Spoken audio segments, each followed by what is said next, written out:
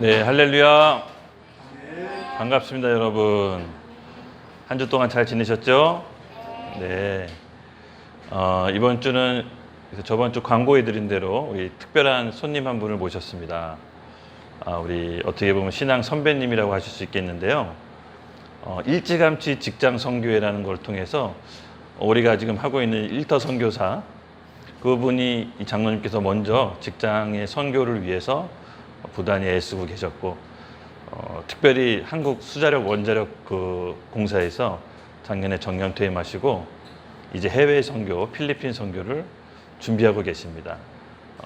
읍천, 경주 읍천 그 교회에 장로님으로 지금 심우하고 계시고, 참 정말 여러모로 본이 되시고 믿음의 선배님으로서 많은 제가 옆에서 좀 존경하고 따르는 그런 우리 장로님이십니다.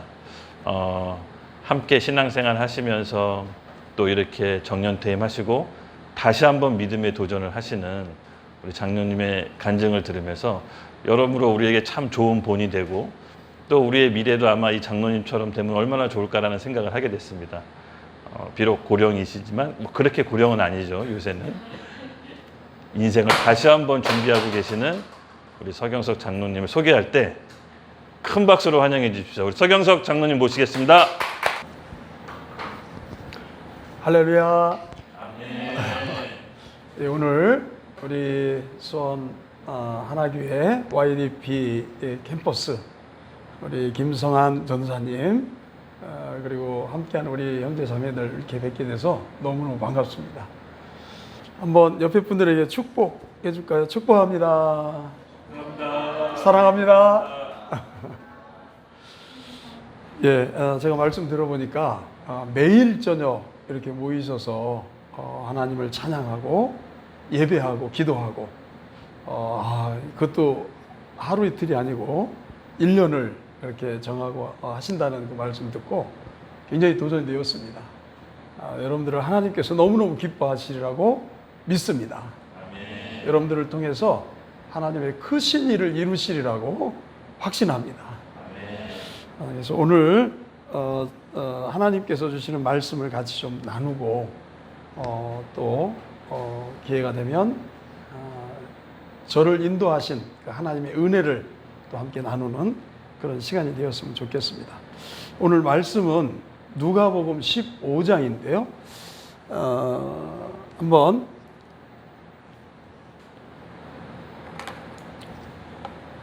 함께 읽도록 그렇게 합시다. 누가복음 15장 11절부터 24절까지 너무 잘 아시는 말씀이죠. 한번 같이 합독하겠습니다. 시작. 또 이르시되 어떤 사람에게 두 아들이 있는데 그 둘째가 아버지에게 말하되 아버지여 재산 중에서 내게 돌아올 분깃을 내게 주소서 하는지라.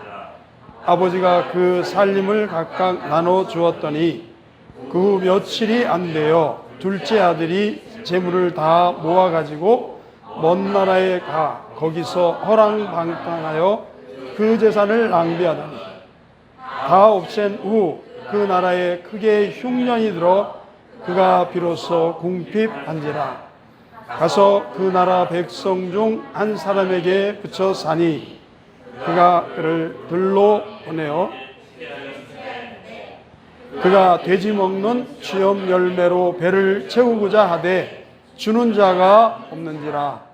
이에 스스로 돌이켜 이르되 양식이 풍족한 품꾼이 얼마나 많은가. 나는 여기서 주려 죽는구나. 내가 일어나 아버지께 가서 아버지, 내가 하늘과 아버지께 죄를 지었사오니 지금부터는 아버지의 아들이라 일컬음을 감당하지 못하겠나이다. 나를 품꾼의 하나로 보소서 하리라 하고 이에 일어나서 아버지께 돌아가니라. 아직도 거리가 먼데 아버지가 그를 보고 측은히 여겨 목을 안고 입을 맞추니 아들이 이르되 아버지, 내가 하늘과 아버지께 죄를 지었사오니 지금부터는 아버지의 아들이라 일컬음을 감당하지 못하겠나이다 하나 아버지는 종들에게 이르되 제일 좋은 옷을 내어다가 입히고 손에 가락지를 끼우고 발에 신을 신기라. 그리고 살진 송아지를 끌어다가 잡으라. 우리가 먹고 즐기자. 이 내 아들은 죽었다가 다시 살아났으며 내가 잃었다가 다시 얻었노라 하니 그들이 즐거워하더라. 아멘. 예, 그래서 오늘 함께 나눌 그 말씀의 제목을 찾을 때까지 찾으시는 하나님이라는 제목으로 같이 말씀을 나누겠습니다. 이 말씀은 아마 여러분들 너무 잘 아는 말씀이죠. 그리고 아마 여러분들 어려서부터 너무 많이 듣고 또 배워온 그런 이야기입니다. 아마 성경 중에서 가장 드라마틱한, 가장 재미있는 그런 이야기 중에 하나라고 이렇게 생각이 됩니다.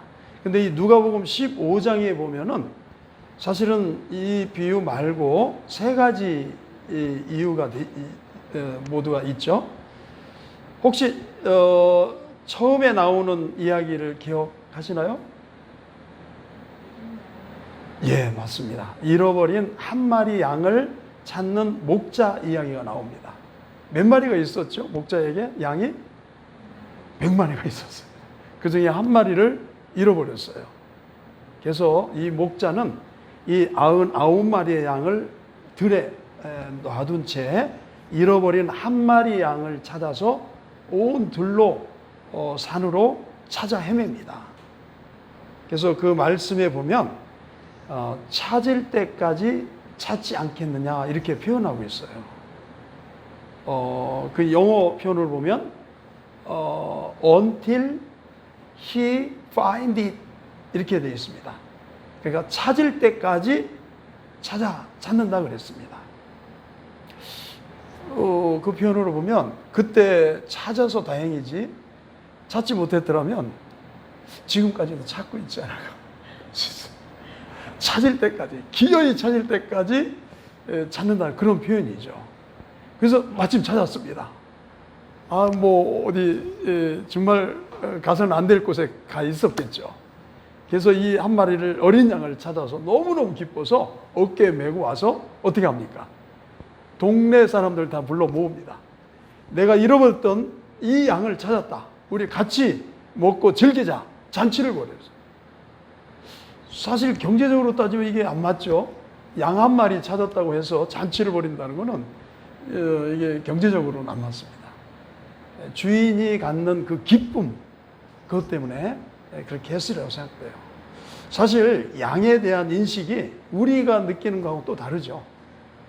마치 그 유대 지방에서는 양이 우리로 말하면 자녀와도 같은 그렇게까지 표현이 되더라고요. 그 정도로 마음이 있었던 거였기 때문에 그 한 마리 잃어버린 양을 찾을 때까지 찾았던 겁니다. 두 번째 비유가 나와요. 그것도 이렇게 되죠. 10드라크마 중에 하나를 잃어버린 여인의 이야기가 나오죠.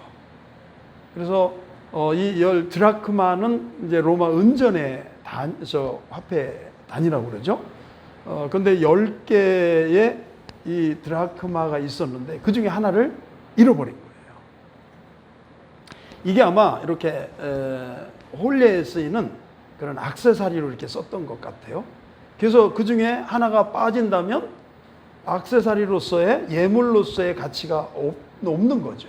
너무너무 소중한 그 하나가. 그래서 찾을 때까지 온 방을 다 들춰내면서 비로 쓸면서 찾았다 이렇게 표현하고 있습니다. 거기도 보면 찾을 때까지 부지런히 찾지 않겠느냐 이렇게 표현하고 있습니다. 같은 표현입니다. until 거기 이제 she가 되겠죠. she find it 그녀가 그것을 찾을 때까지 찾지 않겠느냐. 찾은즉 또 기뻐했습니다. 그래서 같이 그 이웃과 기쁨을 함께 나눈 그런 이야기가 나옵니다. 이제 세 번째 비유가 바로 오늘 우리가 같이 읽었던 이 본문입니다. 어느 사람에게 아들이 둘이 있었죠. 큰 아들, 작은 아들. 근데 작은 아들이 좀 골칫덩어리였던 것 같죠. 아버지, 내게 돌아올 분깃을 지금 주십시오. 사실 이 분깃, 유산으로 받는 것은 아버지가 돌아가셨을 때 받는 거잖아요. 먼저 달라는 겁니다. 굉장히 이 자체가 불효입니다. 그래도 아버지는 어때요? 나눠줍니다. 그 당시 그 법으로 따지자면 아마도 3분의 1 정도는 받았을 것 같아요. 3분의 2는 맏아들 몫이고 3분의 1이 이제 요 차남 몫입니다. 그것도 엄청 컸으리라고 생각이 됩니다. 그래서 그것을 가지고 타국에 가서 며칠 새에 갑니다. 아마 그 며칠 새라는 게 이제 떠나기 위한 준비였겠죠. 그래서 아버지 곁을 떠납니다. 허랑방탕.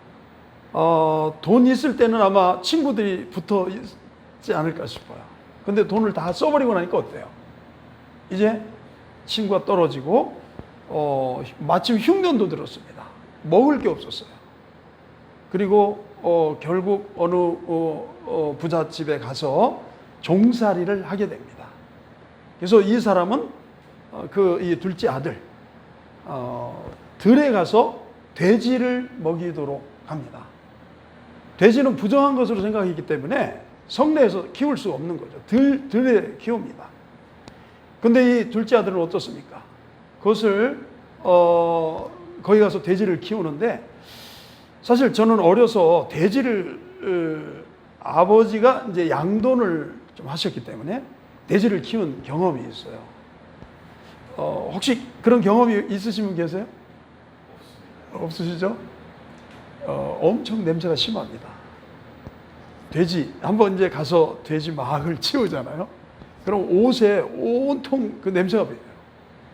그래서 옷을 벗고 갈아입어야 되는, 샤워도 하고 이래야 되는 그런 상황입니다. 그런 일들을 했어요. 먹을 것도 없었어요. 말씀해 보면은 쥐염 열매라고 표현하고 있거든요. 이것은 이제 콩 종류의 식물인데, 이것은 우리가 일반적으로 먹는 그 음식이 아닙니다. 아주 이렇게 음식이 없을 때, 불황일 때, 가뭄일 때, 이럴 때나 어쩔 수 없이 먹는 그런 종류. 동물에게나 주는 사료용 이런 것들입니다. 그것마저도 먹을 것이 없었어요. 그때 이 둘째 아들은 생각이 납니다. 아버지에게 있는, 아버지 생각나는 것보다는 아버지에게 있는 종들이 생각나는 거예요. 그 종들은 잘 먹고 있을 텐데. 그래서 이 아들은 생각합니다. 내가 아버지께로 돌아가자. 그래서 먼저는 아버지께 고백을 하자. 하늘과 아버지께 내가 죄를 얻었습니다. 죄를 지었습니다. 나를 아들이라고 더 이상 부르지 마십시오. 다만 품꾼의 하나로 좀 받아주십시오. 이렇게 하자 하고 아버지께로 향합니다. 혹시 오늘 우리가 같이 본문을 읽었는데요. 그때 아들이 돌아가려고 마음 먹었던 그때 그 아버지는 혹시 어땠을까요? 아버지가 어떤 모습이셨을까? 이제 표현은 안 나옵니다. 근데 우리가 상상을 해보건대 그때 아버지는 어땠을까요? 손에 일이 이렇게 잡혔을까요? 그러지 않았을 것 같아요. 둘째가 집을 나가는 그 날부터 아들에 대한 기다림, 사모함, 그리움이 밀려들듯이 밀려와서 일을 할 수 없었을 것 같아요. 이제 밖에 가서 더 동구 그 지평선에 혹시 아들이 돌아오는지 막 이렇게 쳐다보고 있었을 것 같아요. 그 다음 날도 밭으로 갈 수가 없었을 것 같아요. 그날도 이 아버지는 이렇게 기다리면서 그 지평선을 바라보고 있었을 것 같습니다. 혹시나 오늘도 안 오네. 그런데 딱 돌아서려는 순간 뭔가 보이는 겁니다. 저 지평선에 뭔가 나타났습니다. 그런데 자기가 볼 때는 틀림없이 그 둘째 아들의 모습이에요. 아들의 모습은 그림자만 봐도 알 수 있지 않겠어요? 아들인 것을 직감을 했어요. 그래서 아마 노구의 모험일 텐데 달려갔습니다. 어땠습니까? 그 아들을 보는 순간 아들을 껴안았어요. 입을 맞췄어요. 아까 말씀드렸잖아요. 이 돼지를 키우던 둘째 아들 엄청 냄새가 독했을 겁니다. 입을 맞췄다고 그랬어요. 근데 그 원어적인 뜻은 입을 계속 맞췄다 이렇게 해석이 됩니다. 혹시 여러분들 이제 조카들이 너무너무 귀여울 때 어떻게 하셔요? 아유 귀여운 요 녀석 하고서는 한번 이렇게 하는 정도 아니죠. 입을 한번 맞추고 너무너무 또 귀여워요. 또 옆에 입 맞추고 아마 온통 얼굴에 다 입을 맞춘 그런 경험이 있으실 거라고 생각이 돼요. 그런 모습이었거든요. 그 냄새 나는 아들을. 그래서 이 둘째는 어땠을까요? 그때 그 둘째 아들의 심정은 어땠을까요? 아주 쥐구멍을 찾았을 것 같아요. 아버지가 화를 이렇게 내실 것 같다, 그렇게 생각했을지도 모르겠죠. 아버지 반응은 전혀 딴판이었어요. 그래서 이제 얘기합니다. 아버지, 제가 하늘과 아버지께 죄를 지었습니다. 아들이라고 여기지 마십시오. 그리고 마지막 또 생각했던 게 뭐죠? 나를 품꾼의 하나로 써주십시오. 이렇게 이제 막 말을 하려던 참에 그 성경에 보면은 그 구절이 빠져 있어요. 아마 말을 막지 않았을까 싶어요. 어느 성경에는 그 구절까지 있다고도 하는데 우리 이 개역 개정판에는 빠져 있습니다. 아마 그런 어떤 그 극적인 순간이지 않았나 싶어요. 더 이상 말이 필요 없다는 거죠. 너는 내 아들이라는 거예요. 영원한 내 아들이라는 거죠. 그래도 어떡합니까? 이제 제일 좋은 옷으로 갈아입힙니다. 또 가락지를 끼웁니다. 아들로 인정을 하는 거예요. 그리고 신을 시켰어요. 가장 귀한 존재로 여겼다는 뜻이죠. 그래서 그리고 또 어떻게 합니까? 종들을 시켜서 잔치를 준비해요. 뭐를 잡았다고 표현하고 있죠? 살진 소가 아니고 뭐였죠? 살진 송아지라고 표현해요. 살진 송아지. 송아지가 우리가 보통 잡아먹을 가치가 있어요? 경제적 가치가? 없어요. 더 커야 잡아먹을 만합니다. 황소든 암소든 커야 잡을 수가 있어요. 그렇잖아요, 보통이. 근데 여기서 보면 살진 송아지라고 표현하고 있어요. 아직 그런 가치가 없지만 왜 송아지를 잡았을까요? 맛있거든. 송아지가 맛있거든. 자기 아들이 돌아온 거에 대한 기쁨을 이 아버지는 그렇게 표현하는 거예요. 가장 맛있는 걸로 살찐 송아지를 잡아라. 그래서 아주 동네방네 그렇게 잔치를 벌입니다. 어떻습니까? 이 세 가지 이야기는 아주 굉장히 극적이고 재미난 이야기이면서 일맥상통하는 이야기죠. 다 잃었다가 다시 찾는 그런 이야기입니다. 바로 하나님께서 나를 향하신 그 아버지의 마음을 극적으로 표현해 주시기 위한 그런 같은 주제를 가지고 세 번을 이야기를 했습니다. 이게 예수님이 들려주신 재밌는 이야기잖아요. 왜 세 번씩 거의 같은 주제의 내용을 가지고 세 번씩 반복을 했을까요? 여러분들 저 국어 시간에 배우셨죠? 반복법은 뭐 하기 위한 목적입니까? 반복법. 강조예요, 강조. 세 번씩이나 같은 이야기를 반복해서, 그것도 표현도 같잖아요. Until he find it 하고 표현까지 같아요. 이렇게까지 하면서 세 번을 강조해서 우리에게 말씀해 주신 이유가 있어요. 나를 향하신 하나님의 그 아버지의 마음, 아버지의 마음을 잘 드러내 주시고자 하는 그런 마음입니다.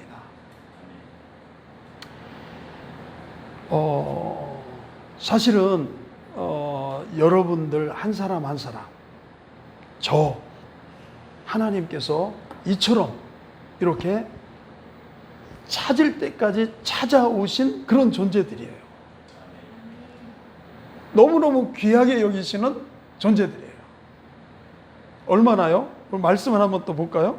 베드로후서 3장 9절 말씀 나와 있죠? 한번 같이 읽어보겠습니다. 시작. 주의 약속은 어떤 이들이 더디다고 생각하는 것 같이 더딘 것이 아니라 오직 주께서는 너희를 대하여 오래 참으사 아무도 멸망하지 아니하고 다 회개하기에 이르기를 원하시느니라. 아멘. 아무도 누구도 멸망받기를 원하지 않으시는 아버지의 마음을 분명하게 말씀하고 있어요. 또 한번 이사야 49장을 한번 볼까요? 이사야 49장에 보면 한번 15절 16절 이것도 같이 한번 읽어보겠습니다. 시작. 여인이 어찌 그 젖 먹는 자식을 잊겠느냐? 자기 태에서 난 아들을 긍휼히 여기지 않겠느냐? 그들은 혹시 잊을지라도 나는 너를 잊지 아니할 것이라. 내가 너를 내 손바닥에 새겼고 너의 성벽이 항상 내 앞에 있나이다. 아멘. 16절에 보면 내가 너를 어디에 새겼다고요? 손바닥에 새겼다고 그랬어요. 손바닥에. 여러분들 혹시 손바닥에 이렇게 기재해봤던 기억이 있습니까? 그죠? 저도 학창시절에도 많이 손바닥에 기록하는 목적은 뭐예요? 손바닥에 기록하는 목적. 지금은 이제 휴대폰이 있으니까 휴대폰에다 메모리를 하지만 잊지 않으려고. 너무너무 뭐 하니까? 중요하니까.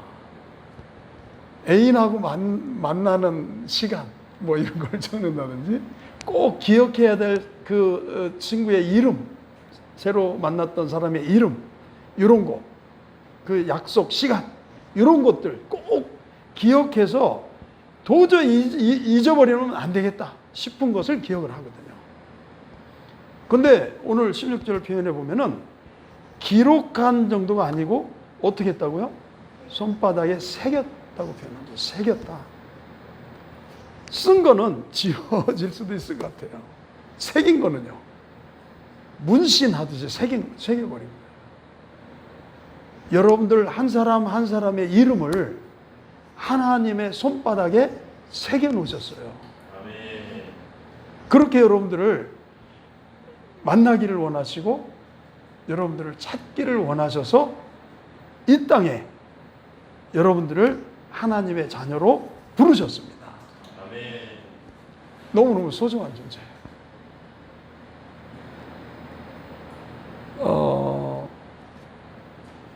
사실 저도 이렇게 돌아보면 지금 나이가 61세거든요. 그렇게 보이세요?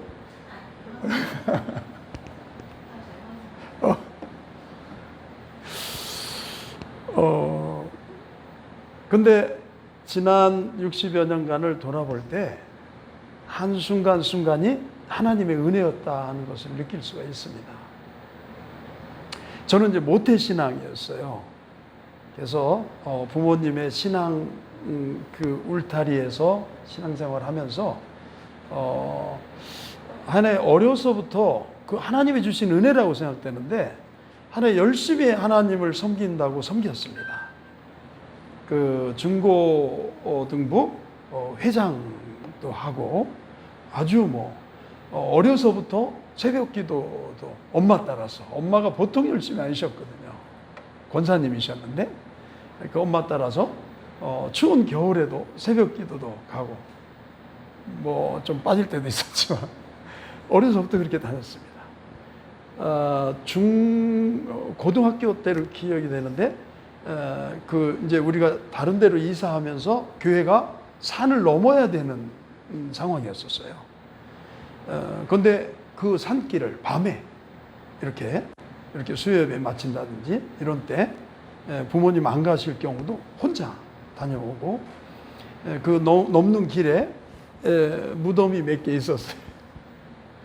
어쨌든 그렇게 열심히 신앙생활을 했어요. 근데 사실은 내가 신앙생활을 하면서 구원의 확신, 열심히는 신앙생활을 했는데 구원의 확신을 갖지를 못했었습니다. 제가 주님을 인격적으로 만난 것은 이제 대학 들어가면서 CCC 아시죠? CCC 활동을 하면서 처음 이제 첫 그 프로그램으로 구원의 확신을 점검하고 그 사역리를 가지고요. 그래서 구원의 확신은 어떤 내 감정의 느낌이나 감정에 의한 것이 아니고 영원히 변치 아니하시는 하나님의 말씀에 근거한다는 그 말씀이 너무 와 닿았고 그 말씀에 수없이 그것을 증거하고 계시기 때문에 그래서 그 말씀을 믿음으로 삼아서 구원의 확신을 갖게 되고 그때부터 주님과 인격적인 만남 속에서 신앙생활을 하게 되었습니다. 그래서 캠퍼스 시절 훈련도 열심히 받았고요. 전도도 했고 그렇게 그때부터 한번 본격적인 신앙생활이 시작됐다. 이렇게 생각이 됩니다. 여러분들은 또 다른 케이스라고 생각이 돼요. 여러분들이 이제 언제부터 신앙생활을 했는지 어떤 계기로 예수님을 만났는지는 제가 알 수 없지만 우리 각자 가운데 하나님께서 하나님의 계획에 따라 우리를 부르시고 택하셔서 이 자리에 이곳에 모이게 하시고 하나님을 섬길 수 있도록 부르셨다고 생각이 됩니다. 이것은 우연히 된 일이 아니고요. 하나님께서 또 다른 표현을 보면 태중에 어머님 뱃속에 조성되기 전부터 너를 택하였다 이렇게 말씀을 하고 있어요. 그렇게 택하셔서 이 시대에 이 땅에 살아갈 수 있도록 우리 한 사람 한 사람을 불러주셨습니다.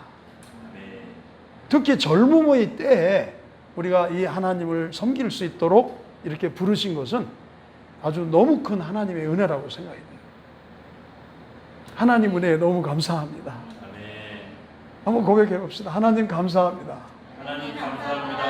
하나님 사랑합니다. 하나님 사랑합니다. 네, 이런 고백이 우리 가운데 늘 있었으면 좋겠어요. 한번 생각해 봅시다. 만약 지금 우리가 영등포 여기 서울에 살고 있잖아요.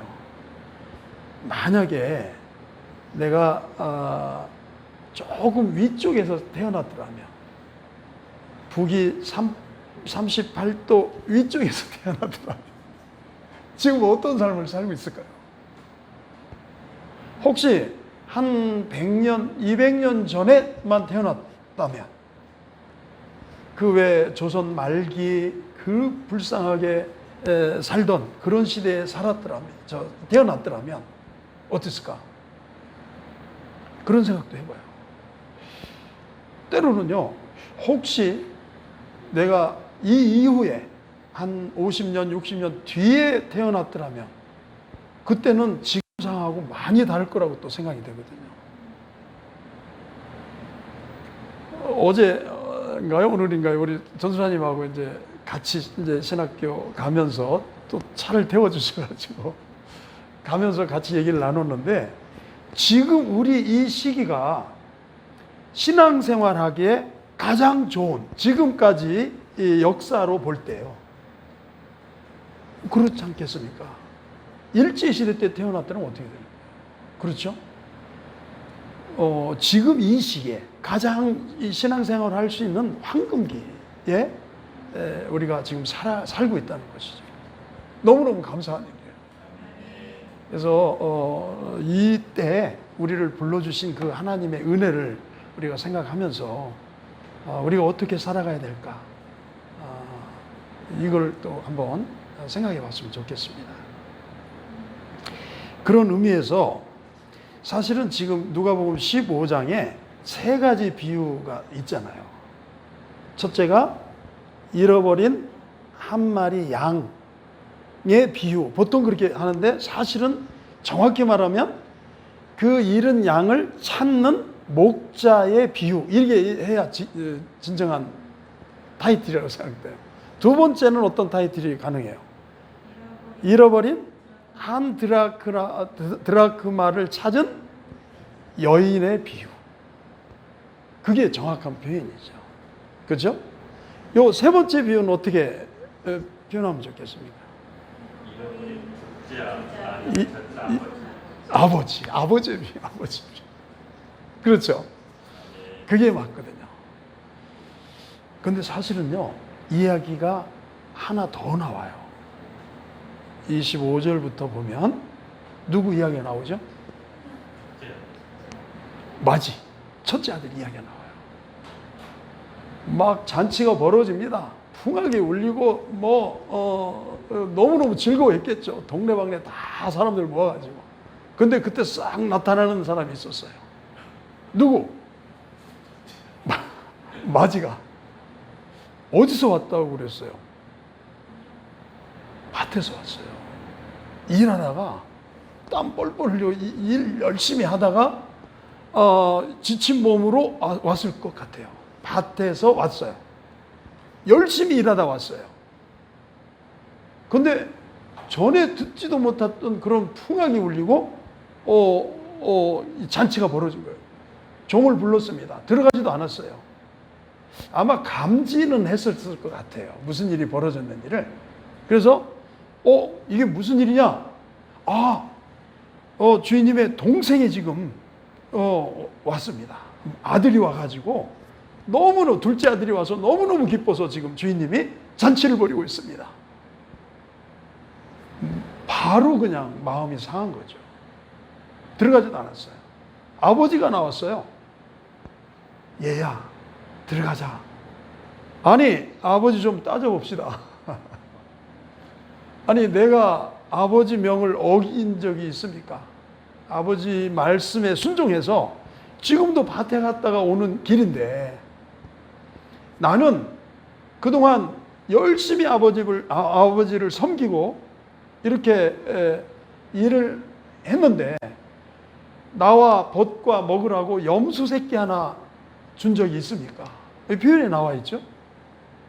근데 재산을 다 허랑방탕 써버린 저 녀석을 위해서 살찐 송아지를 잡다니요. 이게 될 일입니까? 할 수 있는 말 같아요. 맞이로서. 근데 아버지의 마음은 어땠어요? 얘야, 내가 갖고 있는 것이 다 네 것이 아니냐. 저 동생은 잃었다가 내가 얻은 그 아들이 아니냐. 들어가자. 끝내 들어갔다는 표현 없어요. 사실은 지금 이 비유의 말씀이 세 번을 반복해서 하시는 비유의 말씀을 혹시 누구에게 들려준 말씀이라고 기억하셔요? 누구를 대상으로? 예, 그 1절에 보면은 모든 세리와 죄인들이 듣기 위해서 모였다고 표현하고 있어요. 모든 죄인과 모든 세리들과 죄인들. 그 당시에 손가락질 당하던 그런 사람들이 예수님께 듣기 위해서 몰려왔을 때 들려주신 이 비유예요. 근데 그 옆에 또 서 있었던 사람이 있었습니다. 바리새인들이었어요. 아마 대략 이게 그림이 그려지시잖아요. 이제 세리들, 죄인들 이제 머뭇머뭇하면서 예수님 말씀을 듣고자 해서 이렇게 모였던 그런 무리들이 있었고, 그 옆에 아마 팔짱을 딱 꼈을 것 같아요. 무슨 얘기 하나 하고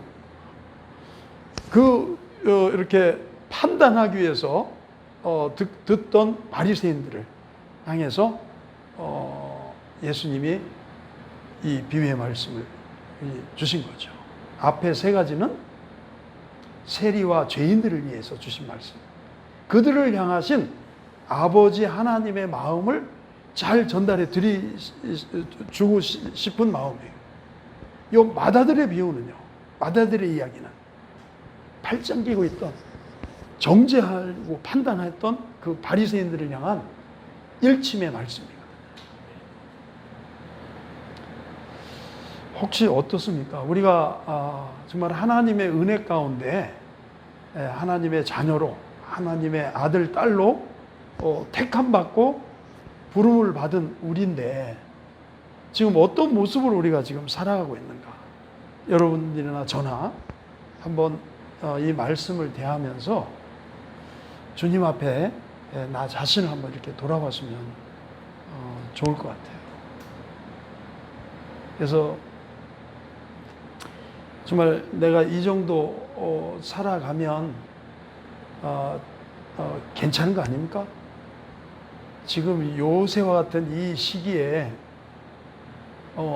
이 정도 살면 되는 거 아닙니까? 혹시 그런 생각은 가지신 적은 없으세요? 지금 다른 사람들 뭐 지금 하고 있는 행태들을 알잖아요, 이 시간에. 그런데 적어도 나는 구별되게 이 시간 구별해서 이곳에 나왔습니다. 이것 하나만으로도 하나님 인정해 주셔야 되는 거 아닙니까?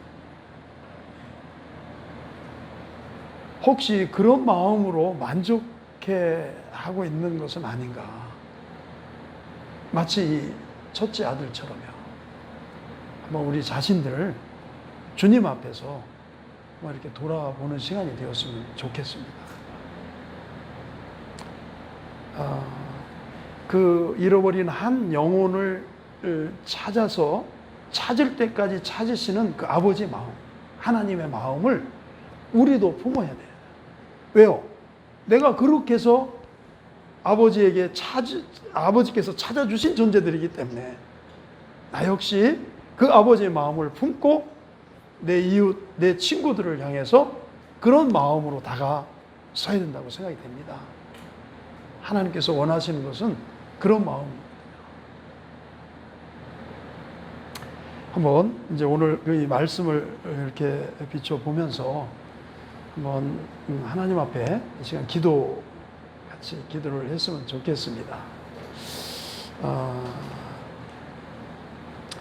여러분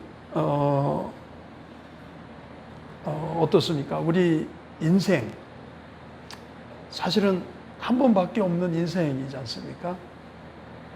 우리의 젊음, 그렇게 긴 젊음의 시간도 아니지 않습니까? 한 번 있는 인생이요, 한 번 있는 우리의 젊음의 때에 우리가 어떻게 삶을 살았으면 좋을까? 이런 마음을 가지시면서 하나님, 나를 찾을 때까지 찾으신 그 아버지의 마음을 우리에게 회복시켜 주시옵소서. 그걸 깨닫게 하여 주시옵소서. 그 마음을 가지고 우리도 살아가게 해 주옵소서. 한 번 있는 인생, 한 번 있는 젊음의 때에 참으로 하나님께서 원하시는 삶을 살아가게 해 주옵소서. 또 하나님께서 우리를 향해 예비하신 크고 놀라운 그 축복의 삶을 온전히 누리며 살아가는 우리들이 되게 해 주옵소서. 우리 이 시간 합심해서 주님의 마음을 생각하면서 사랑에 감사하고 영광 돌리고 하나님의 뜻대로 살아가는 자들 되게 해달라고 한번 주여 한번 외치고 기도하시겠습니다. 주여!